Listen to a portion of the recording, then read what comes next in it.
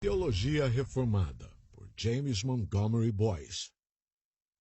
A teologia reformada recebe o seu nome a partir da Reforma Protestante do século XVI, com suas ênfases teológicas distintas. Entretanto, é uma teologia solidamente baseada na própria Bíblia.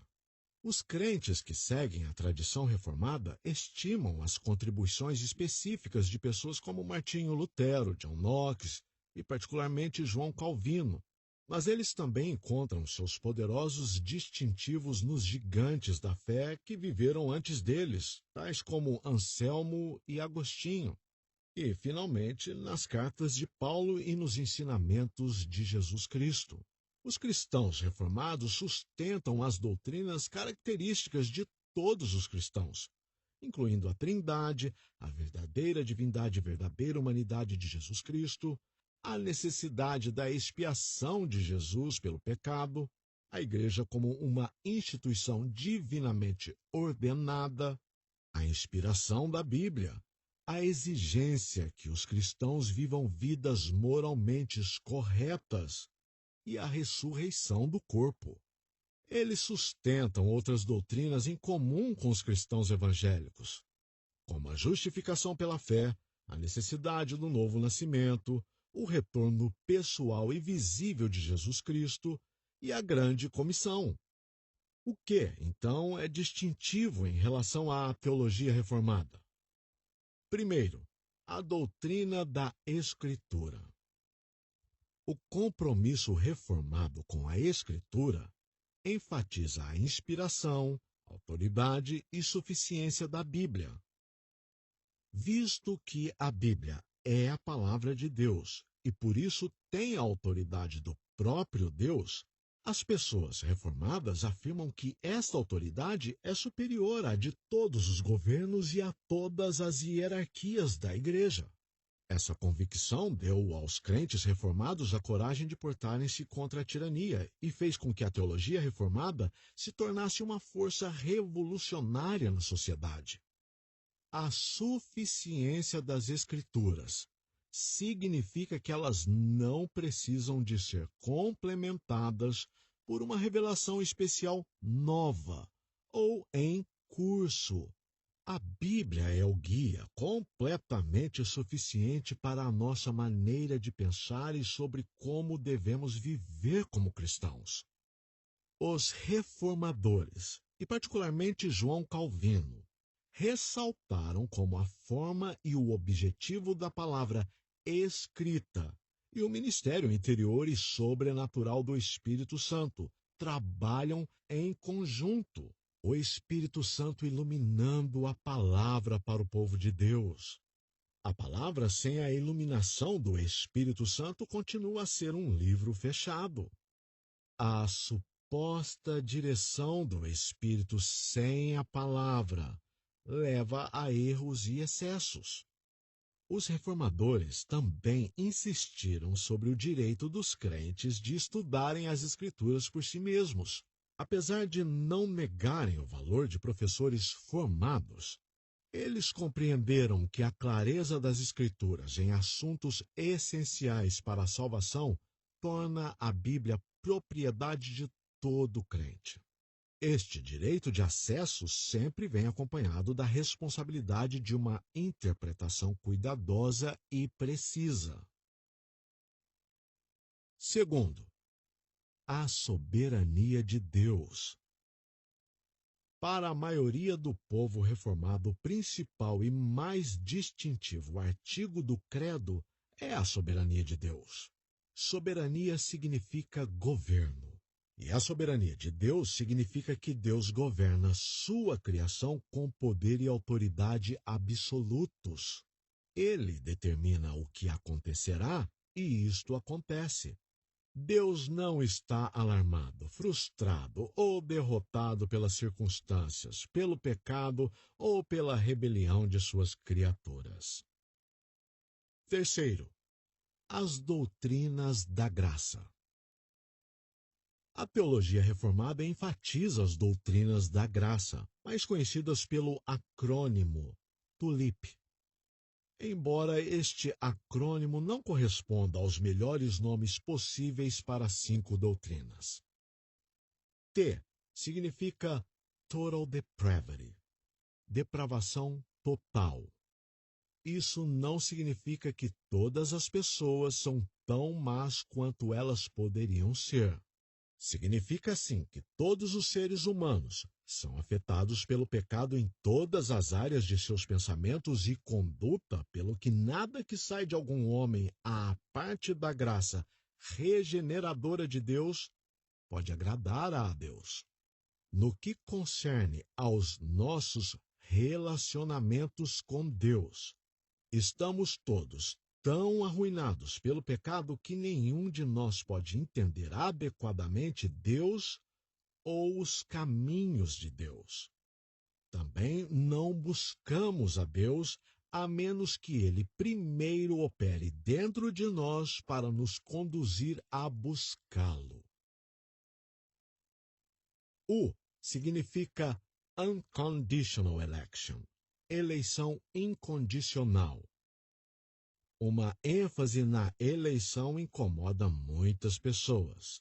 Mas o problema que eles sentem não é, na verdade, com a eleição, é com a depravação. Se os pecadores são tão desamparados em sua depravação como a Bíblia diz que eles são, incapazes de entender e sem vontade de buscar a Deus, então a única maneira que eles poderiam ser salvos é se Deus tomar a iniciativa de transformá-los e salvá-los. Isto é o que significa a eleição.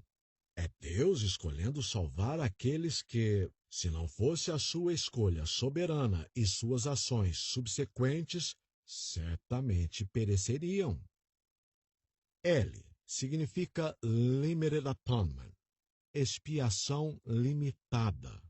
Este nome é potencialmente enganoso, pois parece sugerir que os reformados querem de alguma forma restringir o valor da morte de Cristo.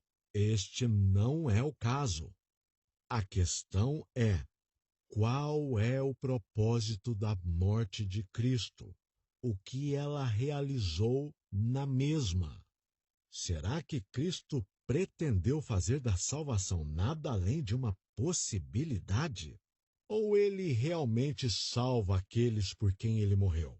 A teologia reformada enfatiza que Jesus realmente expiou os pecados daqueles a quem o Pai havia escolhido. Na verdade, ele propiciou a ira de Deus para com o seu povo, tendo levado o seu julgamento sobre si. Em verdade, redimiu e, de fato, reconciliou essas pessoas específicas com Deus. Um nome melhor para expiação limitada seria redenção particular ou específica. I significa irresistible grace, graça irresistível. Sozinhos nós resistimos à graça de Deus. Mas quando Deus trabalha em nossos corações, regenerando-nos e criando uma vontade interior renovada, então o que era indesejável antes torna-se altamente desejável e corremos para Jesus, exatamente como anteriormente corríamos para longe dele.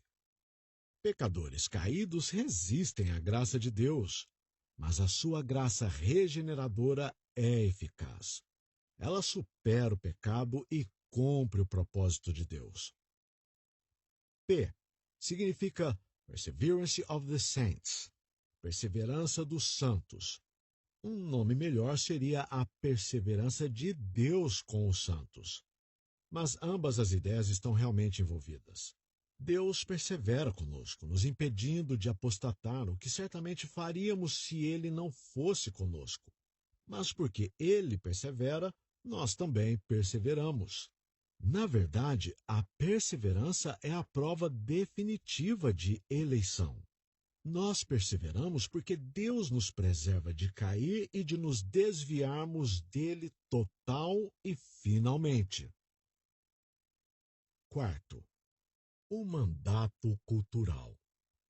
A teologia reformada também enfatiza o mandato cultural.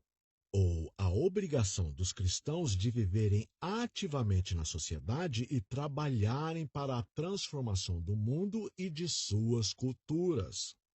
O povo reformado tem tido vários pontos de vista nesta área, dependendo do grau em que eles acreditam que tal transformação é possível. Entretanto, no geral, eles concordam em duas coisas. Primeiro, somos chamados a conviver no mundo e não para nos retirarmos dele. Isso leva os crentes reformados para longe do monasticismo. Em segundo lugar, que devemos alimentar os famintos, vestir os nus e visitar o prisioneiro. Contudo, as principais necessidades das pessoas ainda são as espirituais, e o trabalho social não é um substituto adequado para o evangelismo. Na verdade, os esforços para ajudar as pessoas só serão verdadeiramente eficazes à medida que seus corações e mentes forem mudados pelo Evangelho. Isso leva os crentes reformados para longe de um mero humanitarismo. Tem sido objetado à teologia reformada que qualquer um que acredita nas doutrinas reformadas perde toda a motivação para o evangelismo. Se Deus fará o trabalho, por que eu deveria me preocupar? Porém, não é isso que realmente acontece. É pelo fato de Deus fazer a obra que podemos ser ousados para fazer o que Ele nos manda fazer. Fazemo-lo com alegria, sabendo que nossos esforços não serão em vão. Você ouviu o texto de James Montgomery Boyce, Teologia Reformada. Traduzido do original em inglês, Reformed Theology by James Montgomery Boyce, reformedreader.org. Tradução e capa por William Teixeira. Revisão por Camila Almeida. Primeira edição, outubro de 2015. Publicado no website oestandartedecristo.com, com a permissão do website reformedreader.org, sob a licença pública Creative Commons, atribuição não comercial sem derivações 4.0 internacional. Você está autorizado e incentivado a reproduzir e ou distribuir tanto o e-book como esta gravação em áudio, desde que informe o autor, o tradutor, o narrador e as fontes originais, e obviamente não altere o seu conteúdo. Esta gravação foi produzida pelo website audível.com.